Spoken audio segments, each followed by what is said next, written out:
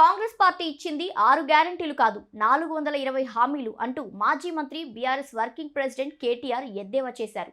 ఏడ్చుకుంటూ తూడ్చుకుంటూ గెలిచిన ఎమ్మెల్యేలు హామీలు నెరవేర్చకపోతే బట్టలిప్పి కొడతామని తీవ్ర వ్యాఖ్యలు చేశారు.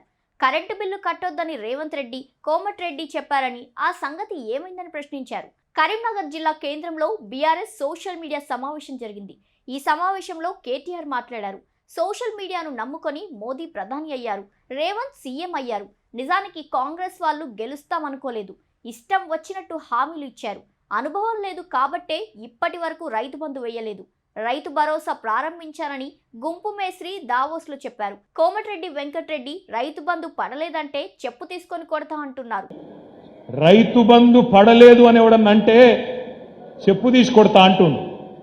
రైతు బంధు పడలేదు అని ఎవరన్నంటే చెప్పు తీసి కొడతా.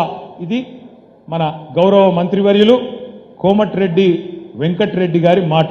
రైతు బంధు పడని వారు వీళ్ళని ఏ చెప్పుతో కొడతారో మీ ఇష్టం. రైతులు ఇప్పటికే మంట మీదున్నారు.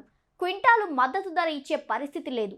గుంపు మేస్త్రి ఇది వరకు పనిచేసిన తెలివి లేదు. ఈ ప్రభుత్వం కేవలం 45 రోజుల్లోనే చాలా మందిని శత్రువుల్ని చేసుకుంది. గుంపు మేస్త్రి పాలనలో ప్రజలు క్యూ కడుతున్నారు. ఆర్టీసీ బస్సుల్లో మహిళలు గొడవలకు దిగుతున్నారు. హామీ ఇచ్చేందుకు ముందు ఆర్టీసీ గురించి ఆలోచించలేదు. ప్రయాణికుల ఇబ్బందులపై మంత్రి పొన్నం సమాధానం ఇవ్వాలి. ఆటో డ్రైవర్లు ఆకలితో అలమటిస్తున్నారు. మహిళలకు మహాలక్ష్మి పథకం ఎప్పుడు అమలు చేస్తారు?